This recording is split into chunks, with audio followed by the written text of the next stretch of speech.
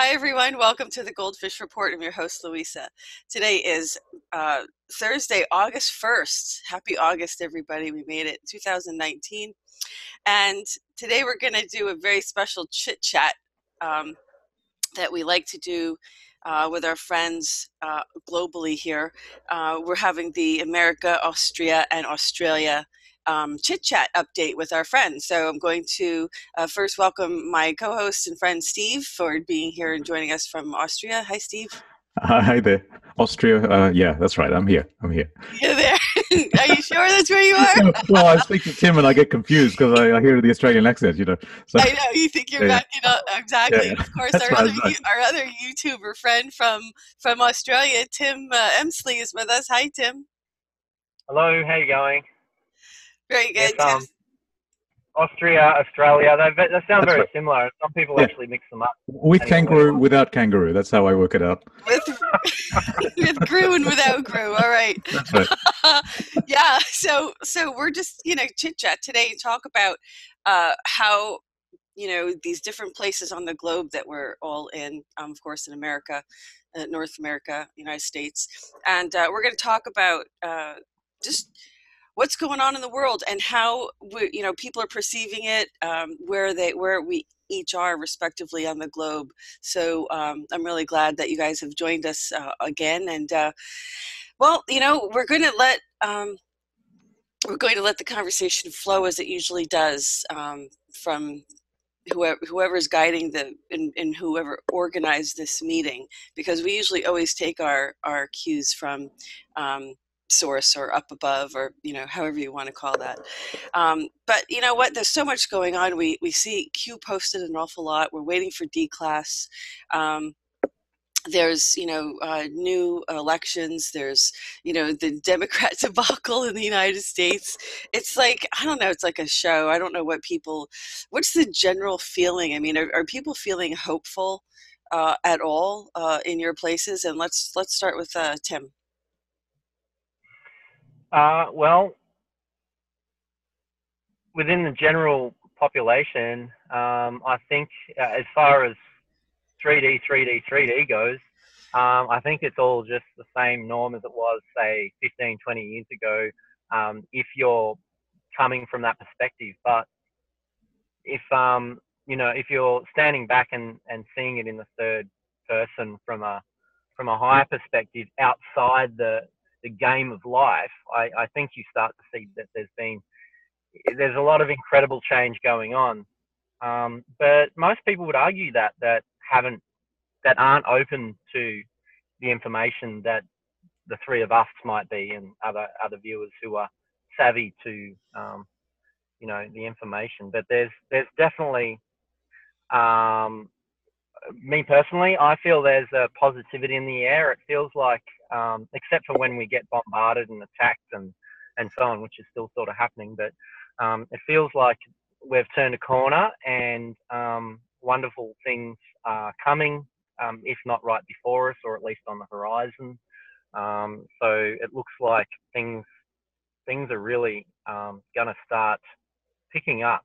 And also, it's only, we've heard this before, it's possibly only a week or two or three or something away from when certain things that are unknown will become known to the masses, which is going to stir up a lot too, because it's going to activate something within the greater community, with the awareness of certain events going on that are, happening that we've been following. So, yeah.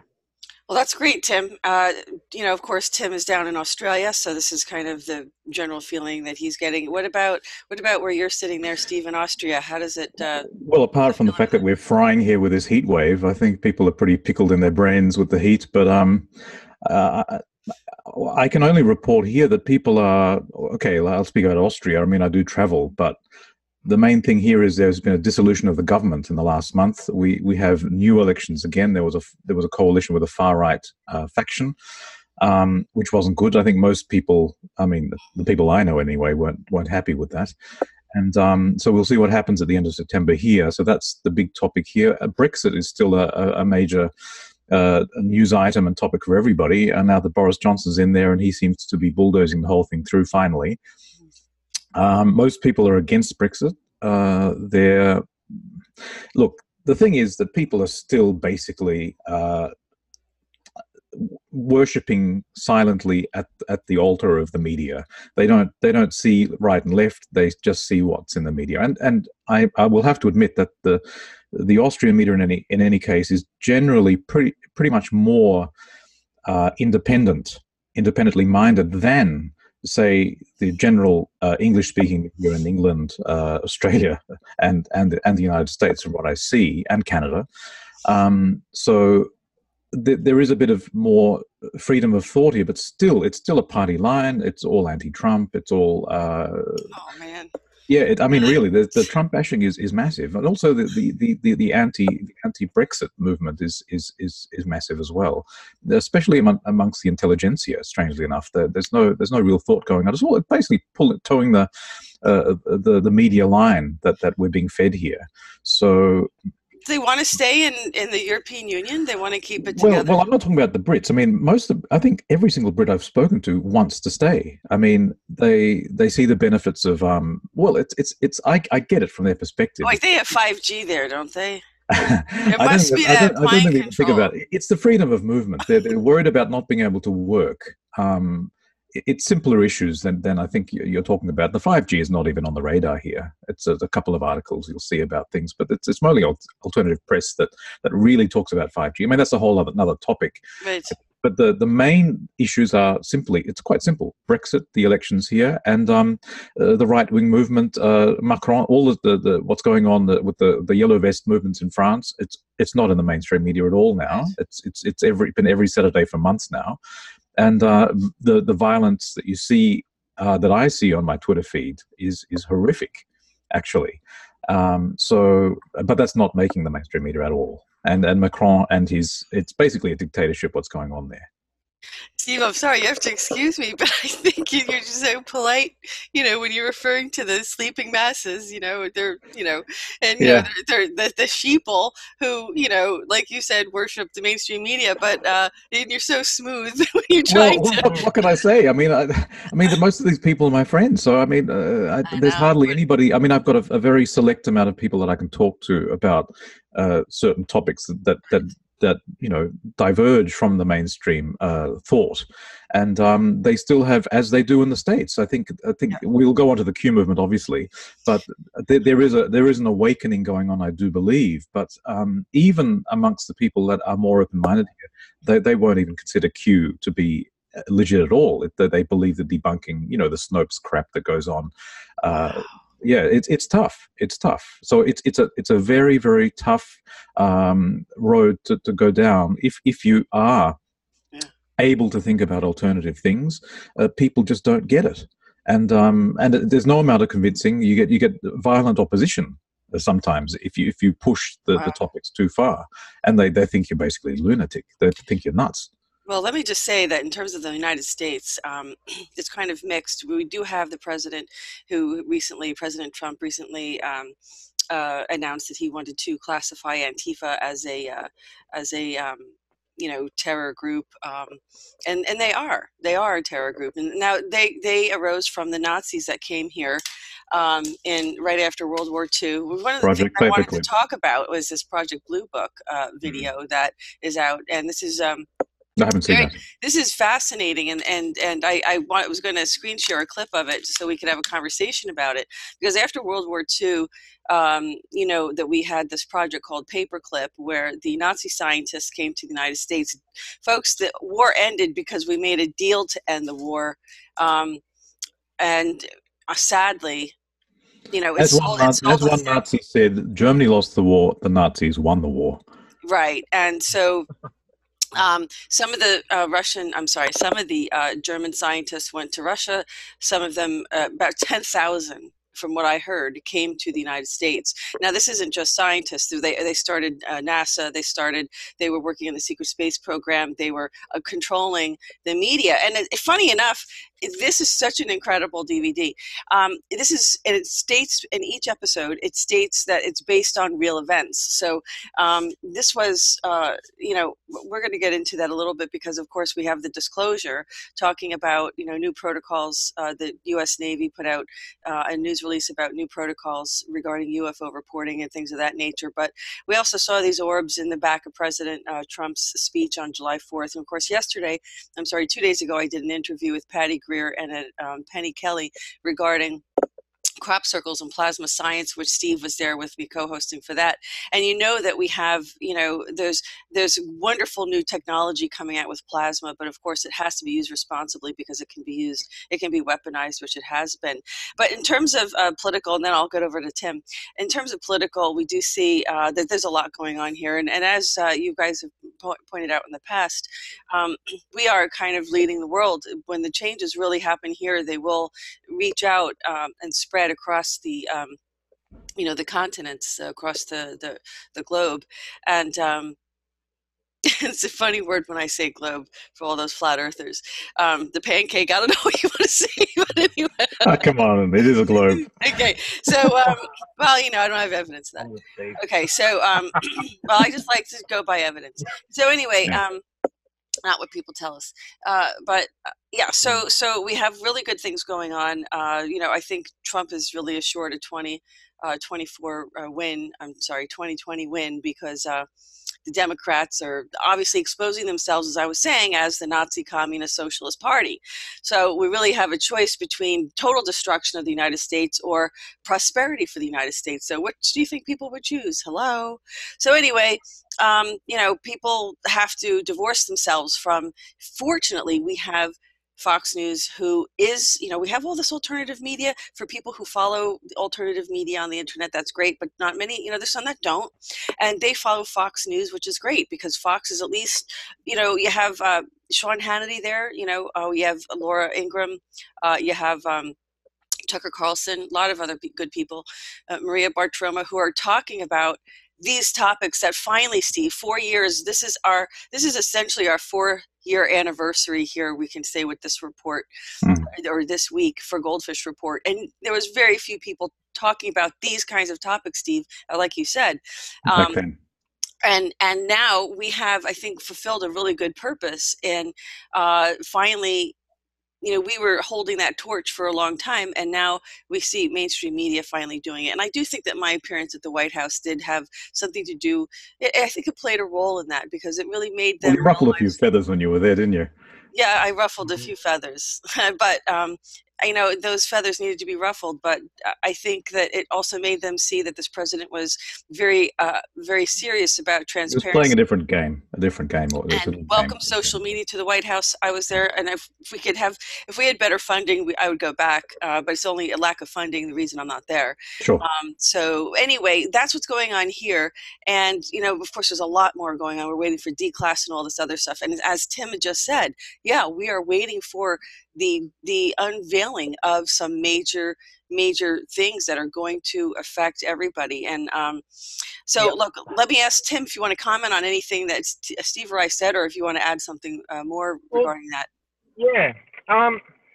Obviously, when certain things do come into the media, like a lot of it is just towing the line of the agenda that is creating the false reality for the masses, which they formulate their perspective of reality on.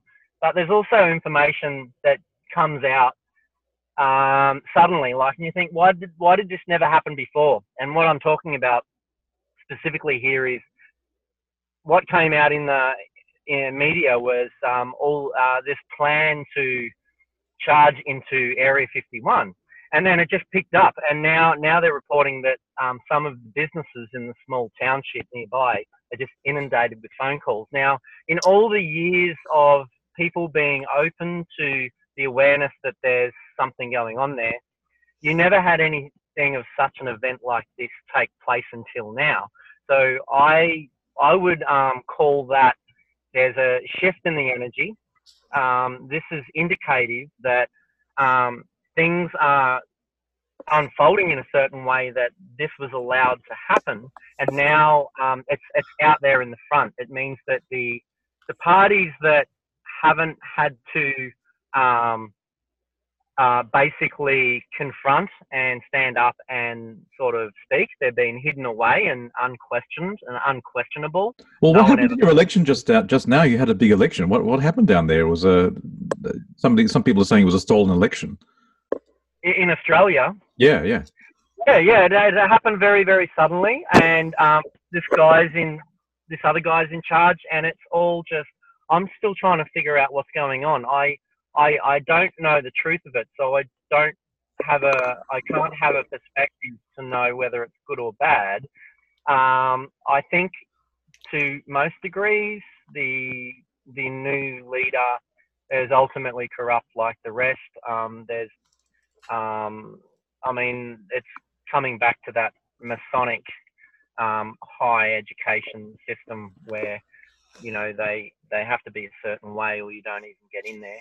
So it's the same old, but what I want to know is, as far as Trump's push globally because he's creating a whole new thing that is not part of the elite Kabbalists. How is our leader fitting into that? Is he going along with Trump? Is he agreeing with Trump, or is he in opposition? It's hard to know. The media, like what you were saying there, Steve, about Europe, the media here is terribly anti-Trump. It's very horrible to him. But then when our leader is meeting him, it takes on a neutral stance. So it's not promoting him or demoting him. It's simply neutral while our leader is in the media meeting Trump. But then as soon as that's over, it's back to let's pick on Trump. Let's dump on Trump. Let's, you know, make him the bad guy. So he's they're not on the Trump wagon or the Trump train. But you know why, though, right? I mean, you do know that this Mueller report revealed that, of course, Mueller didn't even write the report based on the questioning in Congress last week. It's fairly obvious, yeah.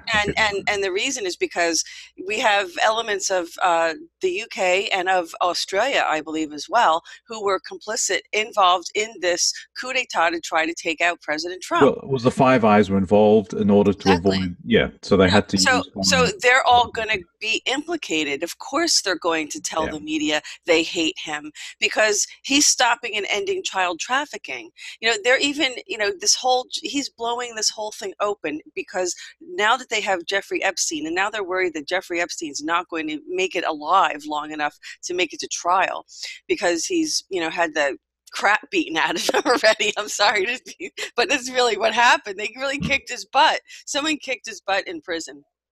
Pretty bad. And but you know, let me just say this also, that there's reports that that there's these ventilation systems down there on this Epstein Island, and these ventilation systems would obviously implicate there's underground rooms there. There's underground facilities. Okay, so there are underground facilities because Q has showed the video, the clip of these cameras showing that there's underground facilities there. Okay. You know, it could be circumstantial, but they're also but what people are further speculating that they're actually, of course, they're torturing these children, they're sexually abusing them, they're using them in satanic rituals because the nature of many of these world leaders is that they're satanic. They're they do child worshiping, sacrificing things, that not child worshiping, devil worshiping, child sacrificing, and some of them are cannibals. And then they burn the evidence in these, like I would say, however mechanism, whatever crematorium kind of, you know, thing, and then they create out of the carbon, out of the dust, out of the ash of their bodies, they're creating diamonds. Yeah. And of course, you see all the, you know, like Rihanna. And what was found in Epstein's safe in New York? Diamonds, cash, and a false passport. And they each have a name on it, I think. And even, you know, one of my Black Op in USAP program insider said that it's possible they can even store a soul inside each of these diamonds and trap these souls and further torment them, which is, I hope that's not the case, but it'd be very horrible and horrifying. Idea, yeah. And Epstein is the keystone. Okay, that's why Q keeps referring to that, and was, allegedly he's a Mossad agent who was there to blackmail all of the world leaders in child pornography, in child trafficking, and he has evidence and dirt on every one of them. And Trump has that. So that's why they hate Trump. And I hope that the public who sees this video realize that's why they hate him, because he's taking them down and stopping the child sacrificing, the child trafficking, the human trafficking, and the drugs. He's stopping that, folks, because you have no idea the grave extent that was what was running this world and using to compromise people. How many world leaders are involved in this stuff? And that's why they hate Trump. And let's not make that, let's not I'd say they fear him more than hate him. I think they're afraid of what he's going to do. Sure, but they're trying to, right. Yeah. So I'm sorry, Tim, go ahead, you can continue. Again, it comes down to people's beliefs about reality, when the narrative is the mainstream media, where most people base their reality on. Like, I don't know how true this is, but there's that in parallel to this topic we're talking about, there's this new information that Mother Teresa may have been involved in human trafficking and may have been a man. Now, if that is true, just for a moment, I'm not saying that it's true or not, but if that was to be somehow proven to be the case, then there's the evidence to say that mainstream media is weaponized as a narrative, because they turned her into a Santa Claus. They turned her into a Jesus Christ, this saint, when it possibly was a man with a penis pretending to be a woman that was molesting children.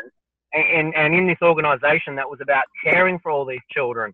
That is sick, and it is frightening if that is true. I don't know if it's true yet, but that's how you got to look. You've got to dissect, and you got to stand back and say, I won't accept the story of what is being played to me. I need to step back and be cautious here, because a lot of people, everyone's educated. As soon as kids come into the world, they're taught green is green, black is black.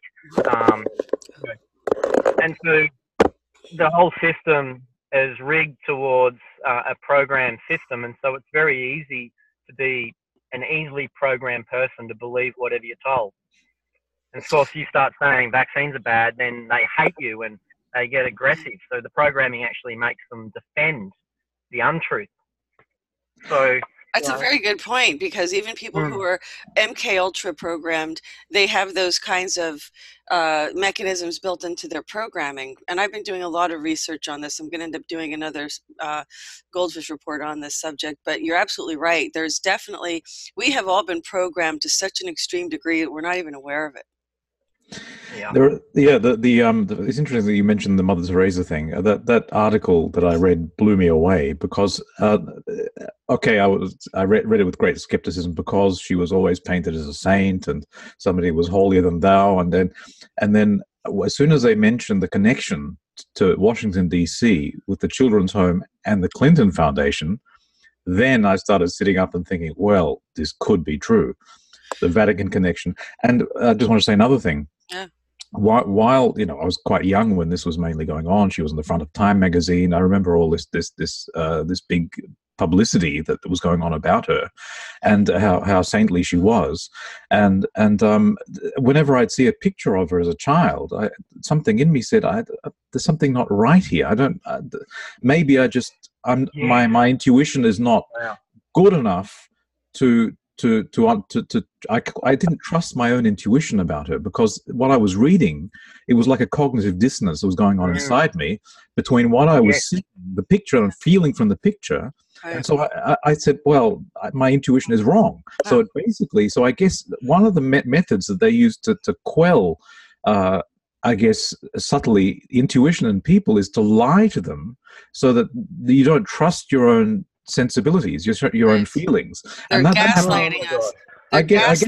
But that was another interesting aspect of the article that struck me when I read about her, and I said, my God, even the icons that we had, we've been lied to for so long, and we just need to come to grips with that, first of all, to find the connection to ourselves again, to trust our intuition. That's an important thing, because the media has been lying to us all these years. Now you're bringing up the Red Cross. I mean, it's all connected. I mean, Q was talking about. What was he talking about? I mean, this is from the Q feed. Look at all the emergency care they sent. Look at Yeah, all the emergency which goes to supplies. politicians and leaders of of countries. Tim, can you see this, Tim? Yeah, I'm looking at it. I haven't seen that yet. So this is the first time I've seen it. I read the title and I didn't open it. Yeah. What's happening with the Red Cross? What are we looking at here? Well, it looks. Go ahead, Steve. No. Well, it's basically Q was dropping messages, was doing drops, talking about why the Democrats supporting foreign aid in billions. Why do they keep pushing that? And then he was alluding to the fact that basically, is it because that there's a bribery and corruption going on through these payments? And then this video appears in one of the drops, and okay, who knows if it's a setup or it's real or whatever. But I mean, yeah, I mean, the millions and billions of funds, US aid, and developed countries are going to these black holes. And I read a bit of the report of the accountability of the Red Cross. That was also in one of the drops, I think. Mm-hmm. And of course, none of it's accounted for. The oversight was taken down from 66 people within the Red Cross to 3. So they don't want oversight, basically. They took away the whole department. So there is no oversight in where the money goes. And so obviously this is part of the genuine corruption that goes on. We, the taxpayer, are being fleeced constantly, and these people are profiting enormously. So that's the interest. That's why they fear Trump, because if these are the people who are behind Trump, the people who want to expose this level of corruption that's been going on for decades at least, so then they have reason to be fearful, because this will not only will they be strung up, but their families will be become pariahs within society. It's the end game if this all comes out. Well, that's the risk you take when you're going to do things that are illegal and that are going to hurt. But they've had no risk up until now. They've had no risk. Well, that's what they thought. They thought they had no risk. Well, they didn't think she'd lose. Yeah. And so, at this point, we do see that there's a lot of fear going on. There were some black ops. Look, there's been a lot of assassination attempts on the president. We know that he's very well protected. We know also that they were there was 30 Navy SEALs who were just recently arrested. These people are going to be court-martialed probably because they swore an oath to the country. Dirty stuff. That's right. They were sneaking in ISIS snipers to assassinate Trump, along with about 20 Marine Corps officers. This is treason. I mean, that they swore an oath to protect this country, and look what they were doing. Were they mind controlled? I wouldn't be surprised. I wouldn't be surprised. I would not. They're on a paycheck for sure. So But the problem is, that's why I think eventually that's why Trump got rid of Coates, was because I think Coates, it's reported that Coates was behind the National Intelligence Director. He was behind that last year's anonymous op-ed regarding I'm a member of the resistance within the Trump administration, and these are the people that you're talking about. Within these people probably were serving. Look, we know there's still elements of the military-industrial complex that exist. So it's not all of the military that's behind Trump. It's only the white hats. It's only the positive aspects. So they're embedded. They're all embedded together. Oh, yeah. It's not like it's the Marines. Yeah. It's not like you can say, well, all the Marines are behind Trump. They get dissenters and defectors, let's say, who work, and infiltrate within these different units. Yeah. But this is why this Q movement is so ingenious, I think, is because how do you create another narrative when the only narrative in town is the MSM? How do you do that? You use the power of the internet and wake up a few people. Still, I mean, by the same token, if I were to show this Red Cross video just to some of my friends or it's perfect strangers on the street, they'll look at you like, what is that? The cognitive dissonance will just not allow them to assimilate the information. They won't be able to believe it. So until we have the talking heads, the CNN, MSNBC, these big guys in the United States start telling the truth, until there's a gun at their heads to tell the truth, at least just to be fair, nothing much is going to happen as far as I'm concerned, unless this declassification comes, and I haven't seen that's happened yet.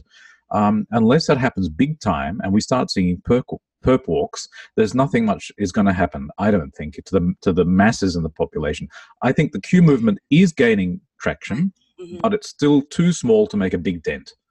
Yeah, there's going to have to be a perp walk. You know that there's military tribunals going on down in Guantanamo Bay. We hear about it, yeah. Yeah, well, I mean, Q even talked about it too. So we don't know, but we hear about it, yeah.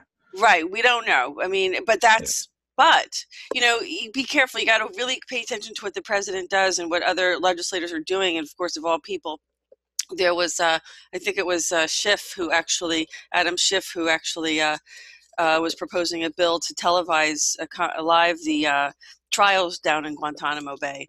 So that... Well, he really is Schiff for brains. I mean, if he does that. He surely is. And himself. Well, exactly. That's why I was a little surprised. But, you know, we have to realize not all of them are who they appear to be. And I'll just leave. I don't know if I should go into any more detail. One of these days we're going to really look. Today, who was it?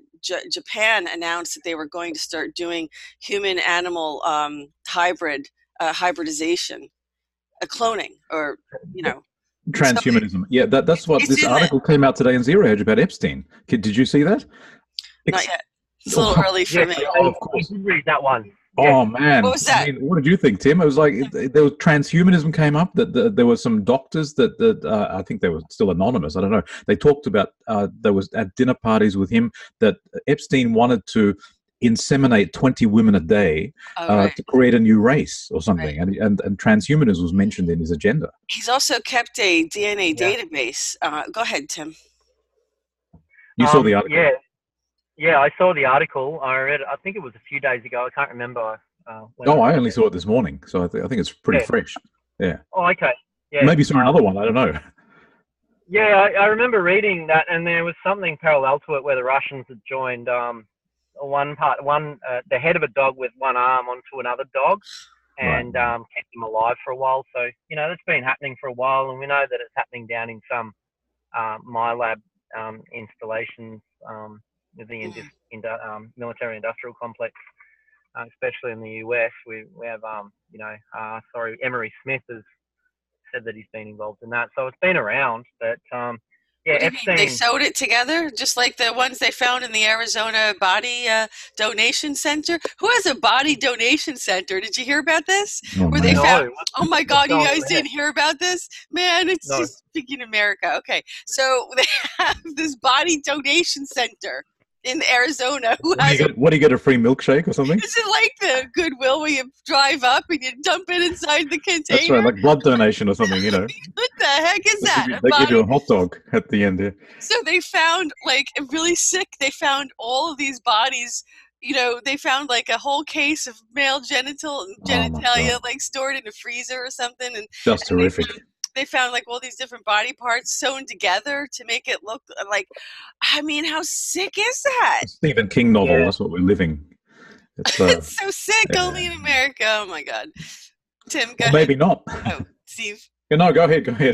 Yeah, right. Well, look, I mean, you know, this is what's being uncovered. I mean, who knows exactly, just like you're saying, who knows what's really going on in other places of the world until it comes out, because, you know, people are sworn to secrecy and murdered if they... Well, in China, the organ harvesting, the Uyghurs, the Uyghurs, whatever the name of the race is, they're organ harvesting the prisoners. They're basically to order. So you go to China, you have a certain blood type and DNA makeup, and they'll choose an organ to order from one of the prisoners.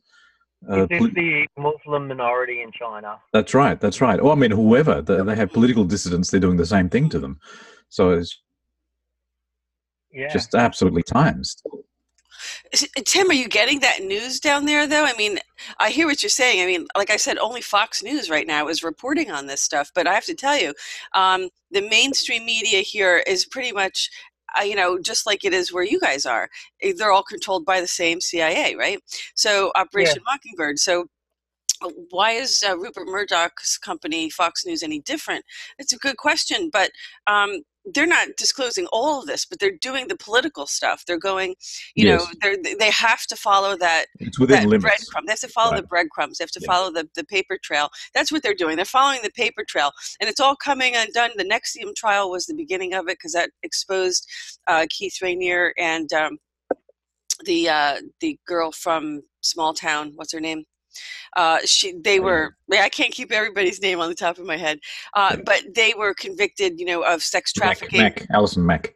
Yeah, they were convicted of sex trafficking, and of course we also are looking into Jeffrey Epstein's mate, Ghislaine Maxwell, and or Ghislaine Maxwell. Ghislaine Maxwell, yeah. Yeah, and you know, she had She's still walking around free, by the way. I don't know why she has been dragged in as well. I don't understand that. Yeah, well, we'll have to see. She apparently has this submersible pilot license, and according to some reports and schematics of what's really going on at Epstein Look to Island. the Disney company. That's right. Oh boy, this goes so deep. I mean, every aspect of our society is absolutely an illusion. I'm afraid. Tim, go ahead. Well, yeah. Is it Richard Branson from Virgin Airlines who has an island nearby with property that did sort of come out in some information, and then someone suggested that the name Virgin Airlines was indicative of being some connection. Now, I don't know about that, but I think there were some photos that emerged as well. Well, the Obamas regularly visited Branson down there on the island. There were photos, I remember. So they're all connected. There's no question about it. It's got to come out. Yeah, I'm sure somebody has documented. It's just a matter of time, if they're allowed to bring it out. I mean, I agree that Fox News has sort of a very sort of a limited slant that they're releasing information, but maybe that's the plan. Maybe it's that they're only feeding the people as much as they can swallow at one time. Right. Sorry, I interrupted you, Tim. Go ahead. No, that's fine. Yeah, it's almost like I sometimes look at it like I remember watching World War II. It was on primetime TV about the seduction of the German masses under Hitler. And what the story they told us was that everyone was seduced into believing a certain way that was in opposition to the rest of the world at the time.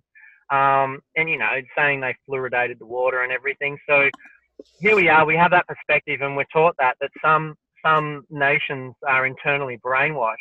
And yet it seems that isn't that the case with us now? Isn't our Western globalized first world society through media totally brainwashed in the same way? And how does that make us any different from the people in North Korea? Like, I know there is differences, but technically it makes us indifferent to the people in North Korea if they're brainwashed internally to a certain perspective of reality. There's no reason to say that we're in the same boat, and it's only that we have the idea of free speech that people like us who don't believe the official story can investigate and question things and ask things, and there's enough of us out there. It's interesting. Yeah, it's interesting that you bring that up about North Korea, because I mean, the people who have lived in these totalitarian states, they have a better perspective.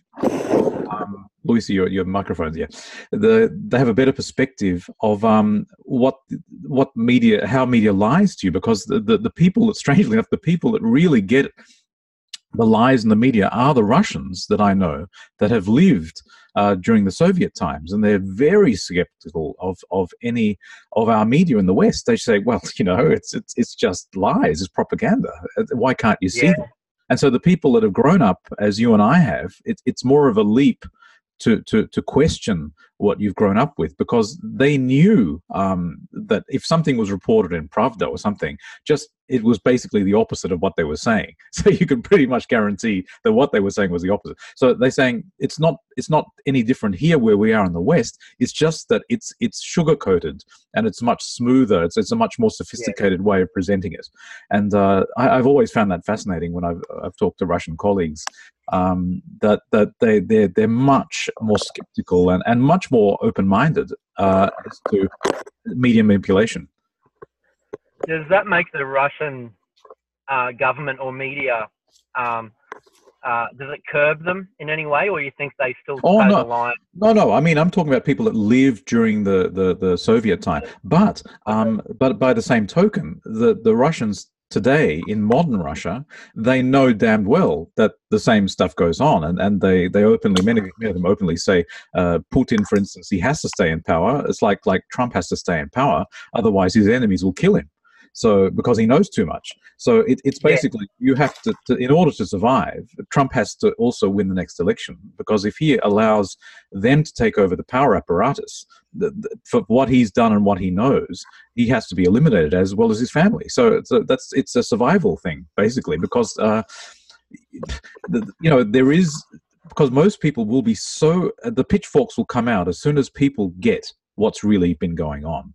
The illegal wars, the sapping of our tax money for corruption and briberies. It's just completely, people just wouldn't believe it. But as soon as they do get it, that's when the pitchforks come out. That's what they're afraid of, and that's what we're seeing in France right now.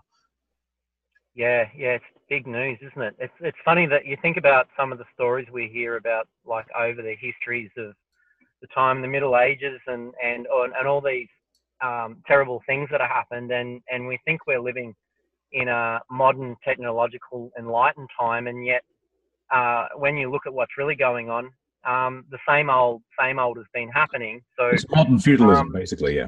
Sorry. and yet it feels like we're petering on. There is that new energy coming in to pull us out of the habitual negative Cycle, bandwagon that we've been on for thousands of years. So all this crap that goes on here in the 3D matrix, it feels like if we are indeed stepping up, then it is being exposed. It is coming to light, and it also means that it gets exposed. There is an awakening, and then we can then the people are back in charge rather than being. Well, they've never been in charge, so it's for the first time they will be in charge. That's right, exactly. Yeah. Let me just. Oh, I'm sorry. Go ahead, Tim. Sorry, I just look forward to this planet stepping into a new domain that would make all the other advanced civilizations that are observing us really smile when they see us stepping out of the bullshit and all this crap and this dark stuff, and really moving into a whole new renaissance that is about humanity, not about, like, because everything, even still, like I see it every day, even in my own personal life, where my humanity is more of a corporate asset. So again, everything comes back to, like, even your power bills and so on, or whatever, you're buying a house, ever, it all comes back to asset before the human being. Money and finance before the human being, and that we're just fodder for this world of finance, unless you're one of the elitists at the top of that pyramid system of money. So we're really living in a financial pyramid system that is exploiting us in a consumerist society, which should actually be something very interesting for other civilizations to observe us. And they go, oh, look, they've got car parks and roads and Walmart, and they've got their personal car, and they go from their house to there, they get paid money, and then they go and spend it on that. Wow, someone's designed this, and it really works well for certain people, but everyone else is sort of stuck. They're I don't like predators. the system. I feel like I've been born, even as a teenager, I was very resistant to the system of the world, and I was very anti. I didn't like it. I've never liked it. I've never felt like the system I'm in, I don't feel like it's who I am. It's not my energy, and I've felt it's always been a struggle. And then, of course, you get into your 30s and that, and you finally go, all right, I'll try and play the game, because I can't go and live like Mosquito Coast and then disappear. I tried that. I did all that. So, anyway. Well, I mean, they're predators. That's what they are. They're predators. They're preying on us, and that's exactly the way you described it, Tim. Just for a moment, I'm not sure if this is going to come out now. Actually, it doesn't look like it will. Can you guys tell me if you see this? Yeah, all you see is a gray screen, right? Think Yes. out I don't for, see anything. yeah, grey Very screen. pretty. It's not going to work. It's Yeah. a nice shade of gray. Sorry, it doesn't look like it's going to work. I was going to screen share. I was going to screen share What was it? the menu of this Project Blue Book, because it does talk about Ah, Operation Paperclip and talks about Werner von Braun and the secret space program and how that got started. Oh, yeah. And they were already working on, at that point, they were already working on this, I would say, I wish I could screen share it, but it's blocked because of copyright. It's blocked. It won't. Oh, okay. Yeah, it won't come on the. I can't screen share it. I'll see if I can take some screenshots at another time and screen share it. But yeah. Anyway, I've got to skip soon. Unfortunately, there's some stuff going on here. I've got to attend to. okay. But, let's see. Tim and I can continue. Yeah. If we want Absolutely, to. absolutely, That would be fine. No, that would be great, Steve. So Steve, so you're seeing there's definitely. Are you getting any Fox News at all? Is there even one? Well, I follow the feeds. No. Nobody. We don't get it. It's a German-speaking country here. Nobody's going to watch that. I follow what's going on here. So no. Look, I mean, I agree with Tim.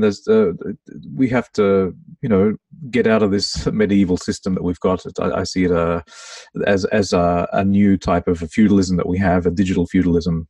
And which is coming especially if they get rid of the currencies and we only have money. I think that's an end game. I think in many ways for us all. Then they can just turn you off if they don't like what you're saying. Right. That was the plan, which Sorry to interrupt. Absolutely. Yes. And I think people are waking up. I agree with Tim. I believe there is an awakening. I think certain things are coming to light. I think it's too slow. I think it can go much faster than it is, but I think we need huge drops of information in mainstream media, and I think this declassification, if that came out about what happened to Trump before the 2016 election, would be a huge thing to jolt people out of their sleep, to say, hey, we have a so-called democracy that is broken because this sort of manipulation go on, and if they get at least that'll maybe cause a crack in their solid belief system that will allow them to be open to at least some more information to allow that in. But it's crucial that Trump takes over the narrative in the mainstream media. So he has to break up Google, he has to break up Facebook, he has to break up Twitter, he has to break up these shadow banning media. Social media sites and Google, which basically can swing elections. I mean, what was it? The guy came on in Congress last week, was it, that talked about that they can swing 12 million votes without a sweat, right? Just the stroke of a few keys. So, I mean, if that's not disturbing, I don't know what is. But people don't even see that; they don't hear it. They're not hearing about that over there? Nobody talks about it. No, nobody talks about it. I mention it, and it's like nothing really goes on. So I think until I don't know, nothing goes on. Hello, wake up. No one have lights on. No one's happy. It really annoys the hell out of me. So I mean, but what can you do? You're swimming against the current. Yeah. Still, and the current is dictated by the digital media, by the print media to a certain extent still, but it's the digital media that's the subliminal advertising that's going on, or the manipulation that's going on within the media, and it's very, very very subversive. Well, Steve, before you go, let me just ask you something. Now, looking back 4 years when we first started GoldFish Report, what do you think? Do you think that we've played a role? Have we had an impact? I think so. How do you think GoldFish Report overall has played in this awakening I have no process? figures. I don't have a research. Not that you're not biased, but I mean. Yeah. I'd like to think that others have seen what I've been involved in here. And I think that it sparked them and gave them courage to come forward and to do their own channels. And Jordan Sather and, all these guys that have come up out of the woodwork finally, and the younger guys especially. And I think that's been very necessary. So I'd like to think that this has sparked other people into action. in to do that. And then, of course, then you reach at some point the 100th monkey, the tipping point, Right. where it's so saturated, and that's why the shadow banning has become so important to them. Right. And people have been making money off this too, and they've been defunding people. So that's a sign that it's reached a certain point that it's become dangerous, and that's why I think Trump won. And they got scared. They didn't understand what happened. Basically, they had to rejig their their algorithms, and they think they didn't expect it. So I think underestimated exactly the power of blogging, the power of YouTubers, the power of alternative media in the internet, and so now they've cottoned on to that, and they've brought in these younger people into Congress. It was a stroke of genius. I'll have to give it to them, to bring these people in that talk. Basically, she's a bartender. What's this? Occasional Cortex. She's a bartender, basically, that was basically cast for this role. Right. And I'm sure the others were too, to a certain extent. Yeah. They're appealing to a younger, empty-headed, what do you call it? A Facebook generation that just talks in simple terms and passionately, and so they buy it. I hear younger people, they buy that crap, and so it's appealing to a certain segment of the population. They're very successful. That has to change. The people a light has to come upon that rubbish. What's going on there? I think Trump's doing it to a certain extent, but they call him a racist. They come out with the old things. Uh-huh. So it's a battle. It's a battle within the media space and the mind control space, basically, with these simple phrases. And I feel that the people behind Trump are very much onto this. But I do feel that it's urgent for him, and I think he's onto it too, to break up Google, to break up Facebook, to break up all these funds, because the internet is the battlefield right now for the minds of the population.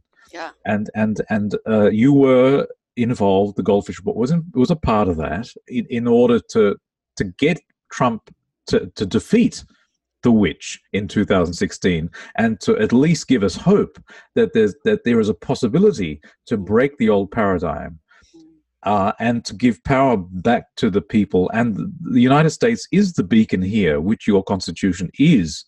In its unadulterated form, is the only hope that we have, I think, for the planet to break the shackles of the bankers, of the system that we've had so far.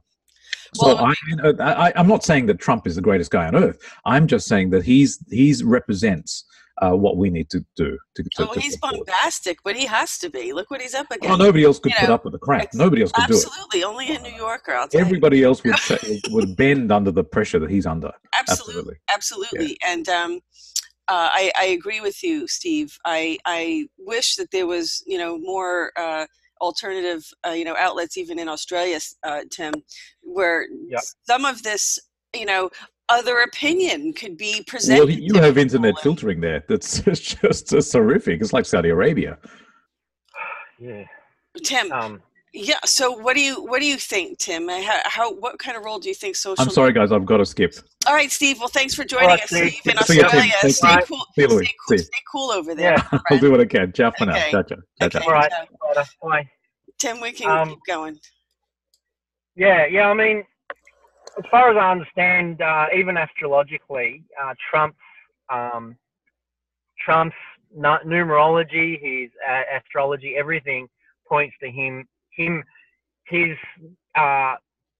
soul energy incarnate is positioned divinely on purpose to create change. So it doesn't matter whether you personally hate the ego self-personality of who Trump is. That's beyond the point. When I'm looking at Trump, I'm not looking at his egocentric mind, human self, although I do look at that too, but I look beyond that and see a bigger picture here, because it's about someone who has the spiritual energy to confront the situation with such ability and power that is a perfect choice to do that, to start to change and break down the system and change it and turn it around for the good. And the powers that be behind the veil, I think, have appointed him. So it's not about whether you like the man for who he is as a personality or not, because it's bigger than that. And that's what you have to do. If you get caught up in, I don't like his personality, I don't like the way he says this or does that, irrelevant. It's the divine orchestrated plan of his appointment. And anyway, as far as I understand, another way of looking at it is he's actually a hired agent. So if you look at it from that perspective, he was asked to take on this job. He's been put there to play the game. He's put there to pretend to be what those who don't like him be. It's all part of the game, and it's going somewhere, like in Q and everything. This is all planned, and it's going somewhere, almost like someone got in a time machine and went forward, and there's definitely a plan and an outcome, and we're moving through that right now, even though it's still foggy. So, that's one way I look at it. So yeah, and you know what funny is that some people try to say, oh, ask the question, have a reporter ask the question, ask the Q question. And when I was at the White House, I knew better, because you can't ask a question that he can't talk about. If Q is a clandestine military operation, it's going to stay clandestine. They're not going to acknowledge it. And the way we know that is when he was in that interview with Tucker Carlson. And Tucker asked him about UFOs. He clearly said, well, I don't believe, because it's not time for him to talk about it. Okay. Because we have Project Blue Book here who at least on the surface, right?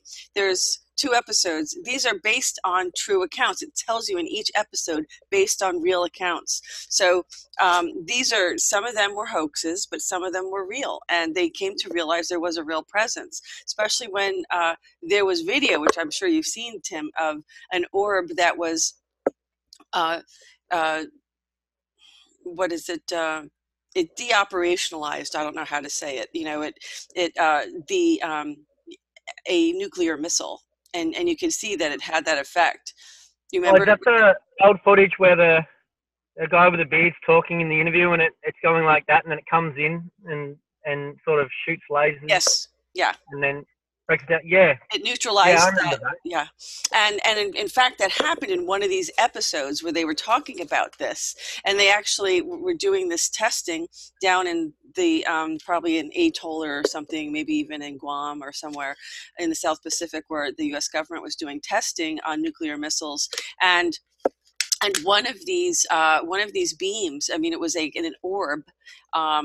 It was an orb that came and it blew up the whole missile. It blew it up before it could go, nuclear. And it did. What is the word I'm looking for? Oh, folks, it's early for me. It deactivated the nuclear missile. That's the word I'm looking for. Yep.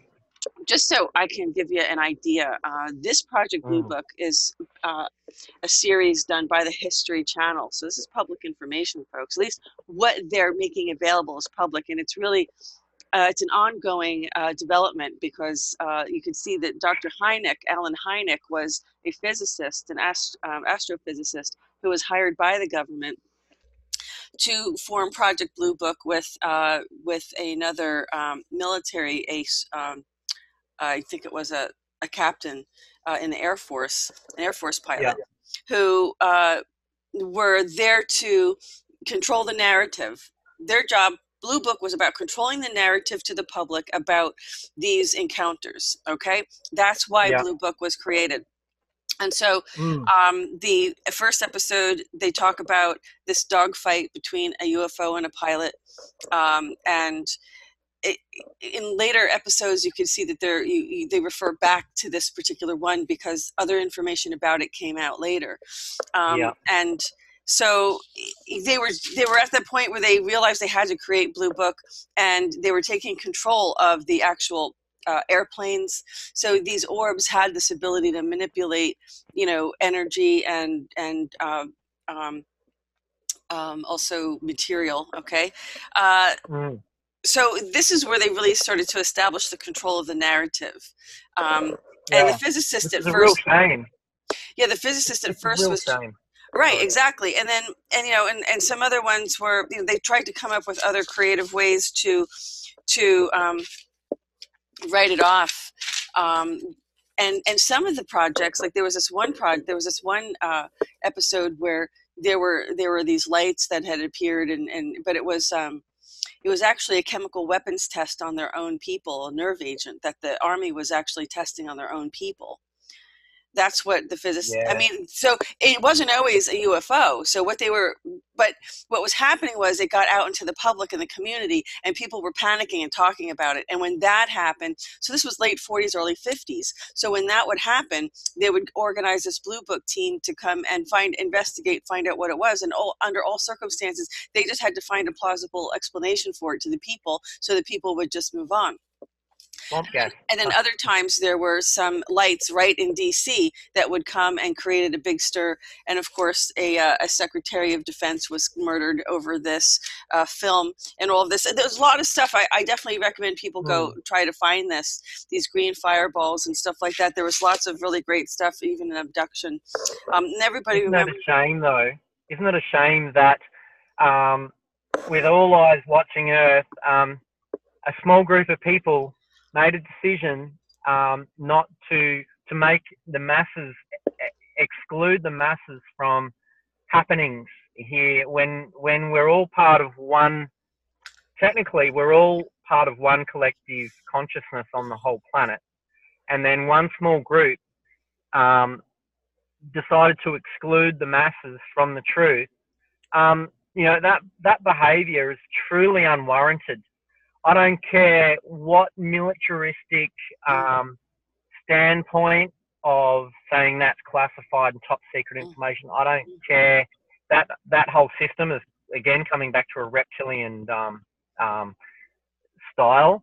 But, you know, you probably, just say you had another scenario, just say you had in the universe, you had these different planets who were becoming aware of visitors in their skies, and an open government which shared all information in transparency to all its people.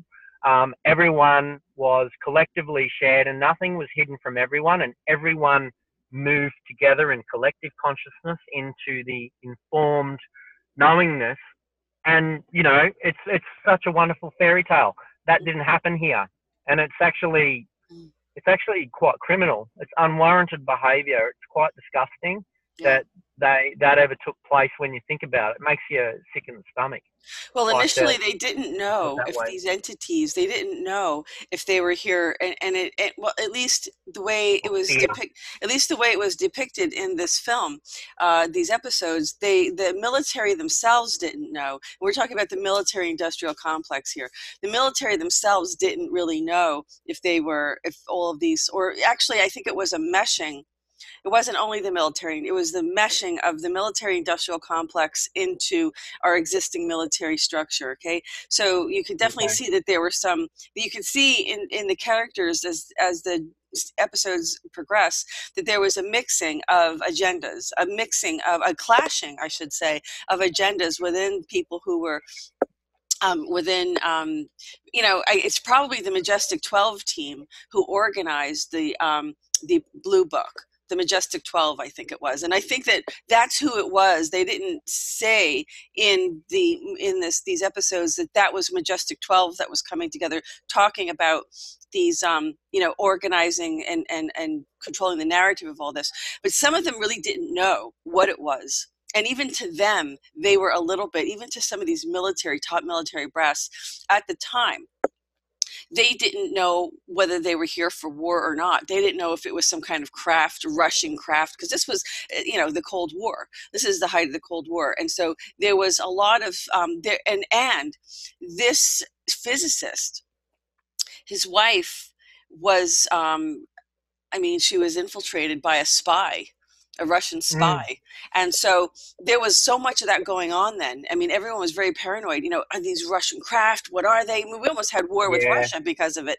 So at the time, they didn't know. But eventually they figured out what they didn't know was what, okay, so now they figured out it's not Russian. But, you know, then they realized it is some sort of, craft from somewhere. But the question is, do they come in peace or do they come in war? And of course, their war minds were thinking, you know, war, right? Because that's what they were. Like attracts like. So you're going to attract whatever you're giving out is what you're going to attract and align with. So of course they align, say, with the Greys or whatever. But then, like as David Wilcock once said, you get these tall 7-foot human beings in bright blue jumpsuits with long blonde hair and really exceptionally good looking, walk into an underground system and tell the military general to stand down. And their attitude is, you know, what is it like? Well, they were called. There was some quote from some military general apparently where he called them God-loving, peace something hippies from space. So they were referred to as space hippies, because they came with this message of love. And of course, I remember the 1969, Woodstock and that whole peace-free love, and it reminded them of them, even though they had advanced technology. They turn up, impervious to weaponry, and they can't be shot because they were emanating such a high vibration, because we're talking 5D or whatever.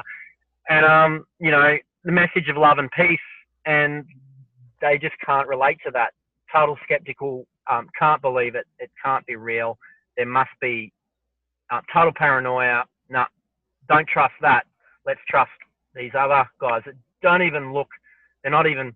They're related to us, but they're not. They're the ones that were more closer to us genetically were untrusted because they were peace loving, but the other ones that were less like us, warlike, and they went with that.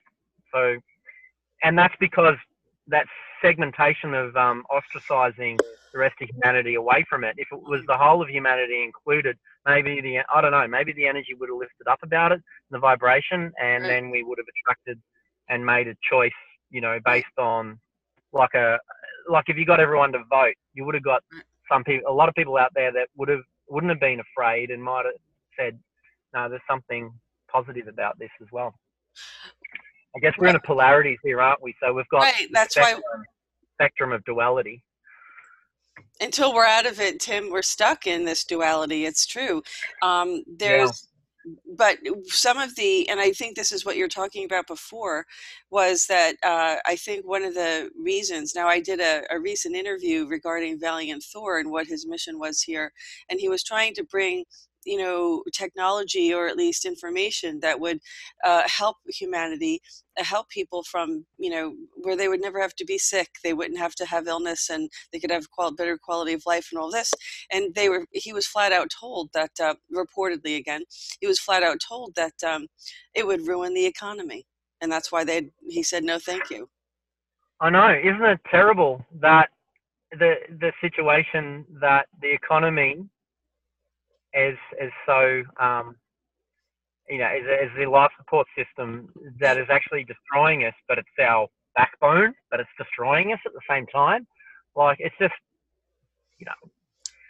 Oh, well, how convenient, Tim. For the economy, but I understand that. But at the same time, you put the right people in power and then find a pathway from A to B to move it away and wean it off whatever it's been constructed on, and move it back for we the people, by the people, for the people. Right. That's what, Well, how convenient, Tim, right? So we're told that, okay, so it's a system of commerce. This is the system of commerce on this planet. It's run by commerce. Why is it that way? Because we haven't, I guess, woken up to the fact that it can be another way.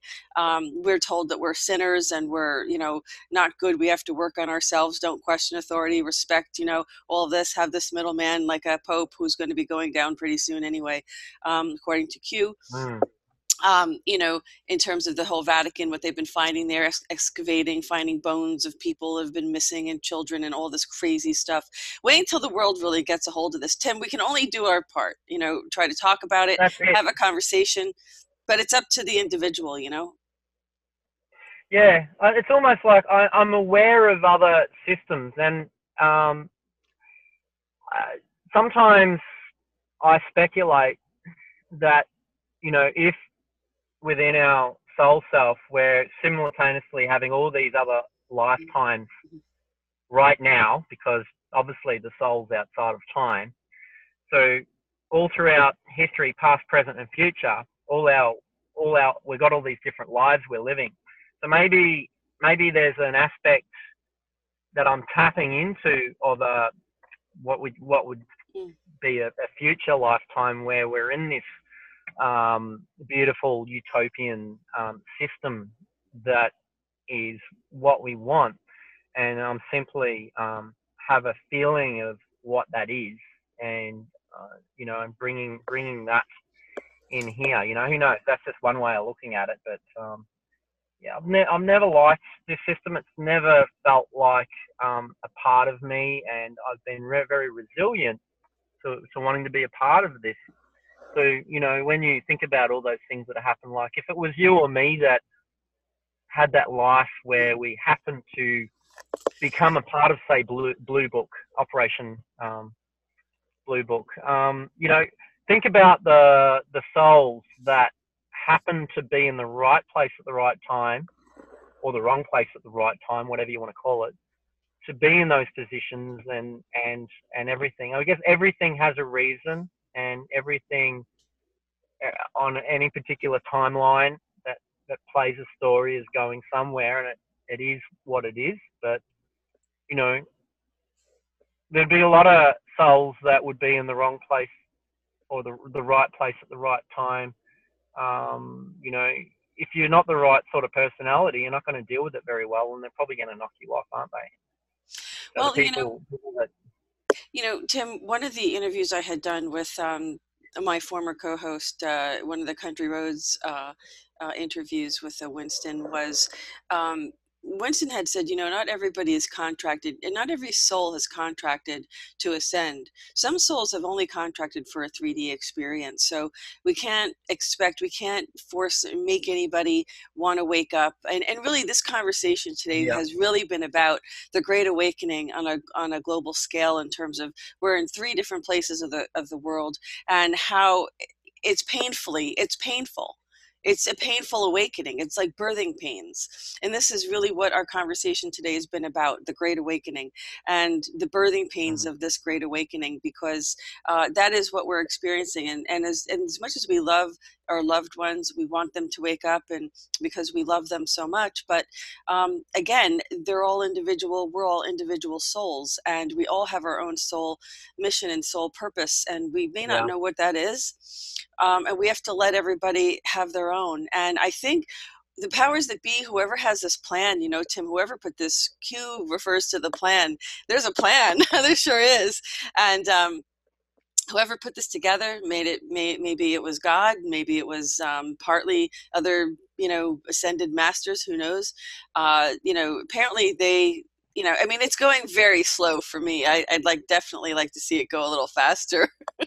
But, you know, that's because we've done the hard work, yeah. Tim. We've done. I'll look at it. If the plan exists and it's there on some level, we have all collectively agreed for it to manifest as it has. So that's a sign. Mhm. Otherwise, it wouldn't be there, and we'd still be, you know, before there was a plan. So I think the fact that there's a plan, you know, Yeah. yeah, I'd be very surprised if it didn't involve overseers that were on some level off-world or something, that were sort of sitting down and having discussions on what we need to do. You know, a bit of mentoring going on. I Well, don't know. I don't really know, but, you know, who knows? That probably is on some level, because how do you get that new perspective when you're subjective to the environment you're in, it's usually when you're a third party from outside that's not programmed into the system we're in that can see the bullshit. That would be the educator. Yeah, it makes sense to me. I think you're so right. That's a logical perspective. You're tapping into it, Tim, and I think that you're onto something here, because a lot of people are saying Q is a Pleiadian, and then then what you are saying, I don't know this. I'm just telling you what some reports are. In fact, most of what I talk about is from other reports, so it's just in research I've accumulated. But you are right on, because there are some who are claiming that Q is a Pleiadian, and that would be exactly what you just said and explained, that they would be of outside our system, and able to have an objective perspective on it, unlike us. You're absolutely right. That was huge. But Tim is so connected. That's why I love to have Tim on GoldFish Report, because he's so connected. Yeah. You know what got me earlier on in our conversation, what really hit me was when Steve was saying that when he thought back over his life about when he's interacted with information regarding Mother Teresa, that something never felt right. As soon as he said that, it was like, bang, oh my God, that is so true. When you think about it, something never really felt right, but you never questioned it because the media is showing you what you're showing you. But you look at, when I used to look at her, I'd go, well, what an amazing person, but how come the face looks so hard and the eyes look so dark and the energy doesn't seem to fit to the story of the reality that we're being told? And now that this new information is coming out and you're putting two and two together, it's like, well, maybe I was intuitively picking up that something wasn't right, but you can't fully see it. You just know something's not right, but you don't have the information to say, well, this is what's actually unfolding. It's one thing to be psychic, but it's one thing to actually see the events of what's taking place. But see, because what you're explaining is the fact that we're multidimensional beings. That's really what you're explaining. Because what our eyes were seeing is what our ears were hearing was only a part of the complete sensory communication that we receive, and that is part of our communication as a human being. We are multisensory. When we communicate on a multisensory level, not just what we see, not just what we hear, but but through our energy body, through the morphogenic field that is around us. And if that is not, if there's always a truth, that there's a frequency to truth and there's a frequency to lying. And so we know how to read that, but of course that's been turned off. We haven't been taught how to use it, how to trust it. You could call it intuition too, if you want to, because that's within your energy field around you. But you're absolutely right about that, Tim. And and I agree with you. Looking at her, you are wondering, why is she so ragged looking, and how could she be, this saint or whatever. But I also used and a masculine energy. There you go. She didn't have any soft femininity about it. Like some women have got a very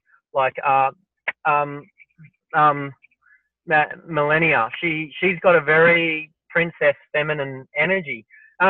She would be more like a saint type of stereotype in what she gives out energetically. It's not just that she's exceptionally good looking, but it's the energy she's giving off. Mother Teresa just, it's like a grumpy, nasty, masculine, testosterone, hard-faced, and like she's a woman. And like, no, something's not right. Yeah, well, this is the funny thing about me and churches, okay? And I was raised as a Catholic, but when I would go to school as a child, these nuns were mean. There was nothing godly about these nuns. I think I said this once before, that my experience with Catholic education was I was so stressed out that I honestly was so disturbed by the energy of these people that all I was thinking about was snack time. I just wanted my cookies and juice. That's all I wanted, man. I was so stressed out. I needed some comfort food. Okay, I really was. But Tim, what you're describing is exactly how I felt when I walked into a church, a Catholic church. Not all churches, but a Catholic church. I would walk into a Catholic church and there would be like an energetic force field pushing me. Like, no, you don't want to go in there, because it was a much lower vibration than my vibration was, And so, and literally I would feel this repulsion. Yep. I would feel an energetic repulsion from going into the church. It was very hard for me to overcome that. And of course it wasn't until, some very horrible things happened in my life where my own vibrations did get lowered to such a degree that I actually could stay in the church and for a while. But I obviously got to the point where I started realizing really what the church was representing, and obviously I wasn't going to continue going there. But no, it was an energetic field that really was like a magnetic. The two magnets whose sides are the same polarity, so they repel each other. Yeah, you feel it pushing you. You feel it pushing you, and that's how I felt going into a Roman Catholic church. Sadly, but it's the truth. Churches are perfect for those who are asleep, lost, don't have a mechanism of awareness within themselves to think for themselves. Yeah. And so I'm not anti-creator or source energy here. I believe that there is an almighty source energy, but I now have the position that all organized religious structures are actually vetted on diverting the human being away from the truth of who they are and holding them off to the side in this pattern. So it's meant to look like the real thing, but they all have some catch that has a dysfunction. What's the word? There's something out of integrity and not fully in the truth. I mean, and it's coming out everywhere, like you have these preachers that are being called up on, they've worked out that it's a great way to exploit. Everyone gives their 10%. I know how the system works. I'll be a master of it, and I'll live like a king off all these people. And I tell them that they can have the same thing as me because Creator says that all of you can have what I have. But, it's, right. Well, the false prophets. It's funneling that commerce and the financial system is funneling again into, it's not holographically shared equally amongst the masses, which I think is a potential system which I believe works on other planets. Is if our birth certificates are all adhered to the banking system, then all the money that's in circulation on the planet, ultimately all of it, could be equally adhered to us, and then we have some sort of governmental structure that allows us to work with that, and we can still, it'll work somehow. Just teething problems, I'm sure that, there's a way to do things, and I'm sure it's possible. Tim, it's funny, Tim. It's almost as if your ideas are so refreshing that it almost seems like you're recalling from a past life on another planet. I'm telling you, it's like you're accessing like this dormant. But is it past life, or is it memory? a present life, either in the past or in the future, or in the present from another planet? Like the other day at work, because my work requires a bit of manual labor. Yeah. And sometimes I get sore wrists from holding these heavy objects, so I sometimes use my elbows. And I remember, pretending to be a robot and standing there, and I've realized that in the future, my job could be replaced by a robot, because as far as the machines we're using at the moment, you need humans around them to lift things, put things on, screw things together, put them up on the machine. But it wouldn't take much, you know, looking at what Boston Dynamics and that I got Yeah. for my actual work to be replaced with a robot. And that could be bad and that could be good depending on the system, because Sure. you know, you have a lot of robots out there working for people, as long as it's in the right context and under the right system. It could be good for all of us, as long as we don't continue to take from the poor and give to the rich. As long as there's that shared wealth, I think it could work. That everyone's a part of it, you know. So if you've Right. got automatic machinery out there doing a lot of the jobs and that, and then we have less work, or we do less work, but everything still develops and grows like it does currently with the workforce and the whole concept, then that shared wealth could work a lot better. At the moment, it's just it's a competitive environment. Like, you've got to do this and you've got to do that, and if you miss this, then your whole life is going to be, you know, and then this person makes this decision, and then their life of finance while they're alive equates to this, and this other person does really well. Like, what sort of a planet sets it up that it has to be a competitive system in a world of commerce? You know, how ridiculous is that? I think Like, ultimately we have to you know what I decide mean? that for ourselves, Tim. Yeah. You know, we have to decide that, you know, the system that's been set up for us worked for a certain time, whether it worked or it didn't, it operated, and now it's time for the people to decide what system they want for themselves. I think that you're exactly right. You're right on with where I think we need to be going, because the system was pretty much handed to us, decided for us, evolved this way, whatever, but it was always to benefit those who stayed in power. But now it's kind of like we really need to have, you know, we have to decide how we want to manage ourselves. We're evolving, we're waking up. This is the great awakening we're talking about.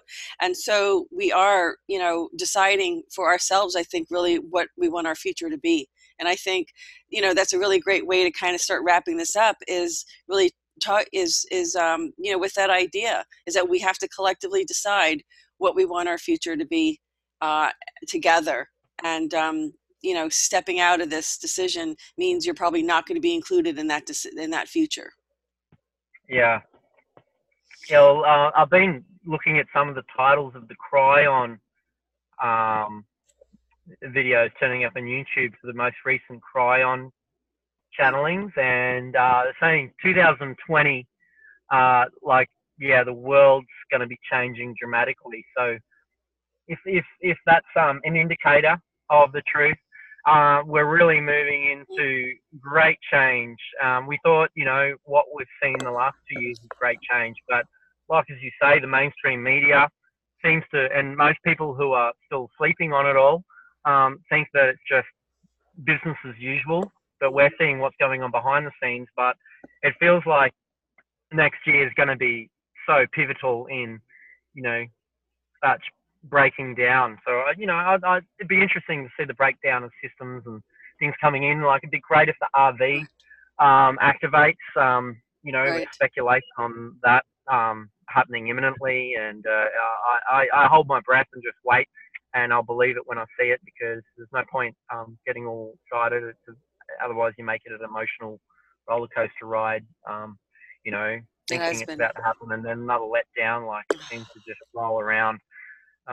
48-hour cycle of it's coming out, and then 2 weeks goes by. Yes, it's coming out. Oh no, it could be any moment now. 3 hours, we're going to get this, and then That 2 is weeks so later, yeah, it's ridiculous. coming Yeah. in 3 hours, and I'm just like, okay, righto, just go with it. Obviously, you know, there's certain things, and you know, the moment it does go, if it does go, it'll be divinely the right energetic moment Right. for it to happen, and so on. And then, yeah, Yeah. Well, that'll be. yeah, Yeah. exactly. It's been a roller coaster. And so we do need to have some changes. And like I said, you know, for those who want to be part of the change and those who want to decide what our future is going to be, there's a place for you. And those who don't want to be part of that, it's very possible there isn't going to be a place for you in the future.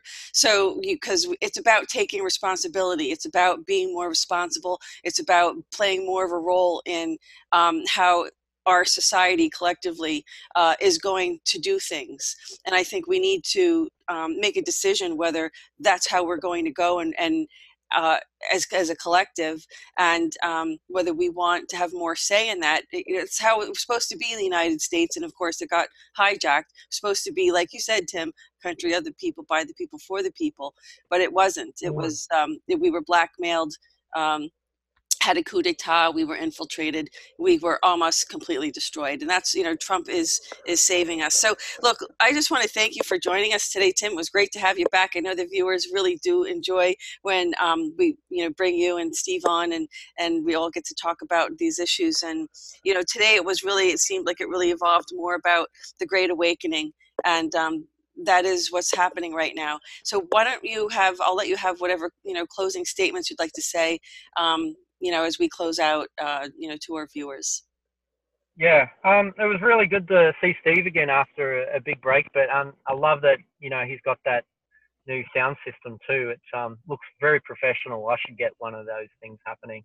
But yeah, I think, one last thing that comes to mind is we have this egocentric mind self that is part of who we are, and it's also meant to be there so that we are living in a sense of being separated from source energy, and it's set up that way because if we knew everything, the whole point of being here, if you remembered everything, there would be no point to having this life here. So in the sense of feeling like we're all living in amnesia on a soul level, and having the egocentric mind operating in negativity seems to be a big issue that prevents us from moving forward positively. So I think with the energies that are coming in, and we're going to shift more out of our egocentric mind. It's still going to be there, but more operate from